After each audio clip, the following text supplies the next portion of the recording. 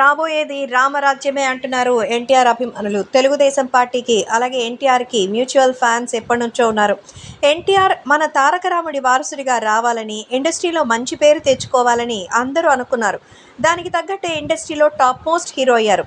ఎన్టీఆర్ చేసినట్టుగా ఇంకెవరూ చేయరని పేరు కూడా సంపాదించారు. కానీ ఇప్పుడు జూనియర్ ఎన్టీఆర్ మాత్రం తెలుగు తెరలో ఎంతో ప్రత్యేకమైనటువంటి అభిమానాన్ని సొంతం చేసుకున్నారు.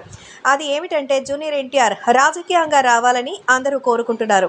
సో తారక్ రాజకీయంగా అడుగు పెడితే చూడాలనేదే ఎంతోమంది నందమూరి అభిమానుల యొక్క కోరిక. ప్రస్తుతం జూనియర్ ఎన్టీఆర్ తెలుగు తెరపై చేసేటువంటి సినిమాల్లో ఎన్టీఆర్ దేవరా సినిమా చేస్తున్నారు. సో దేవరా సినిమా కోసం ఆయన బయట ఎక్కడా కూడా రాలేదు. అంటే కనీసం రాజకీయానికి సంబంధించిన ప్రమోషన్స్ కూడా ఆయన ఎందుకు చేయలేకపోయారనేదే చాలామంది బాధ.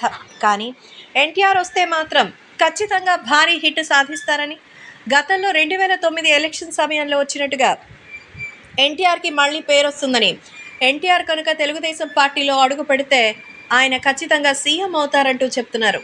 ఎన్టీఆర్ డైహార్డ్ ఫ్యాన్స్ అయితే దీనికోసం మేము ఎదురు చూస్తున్నామంటారు.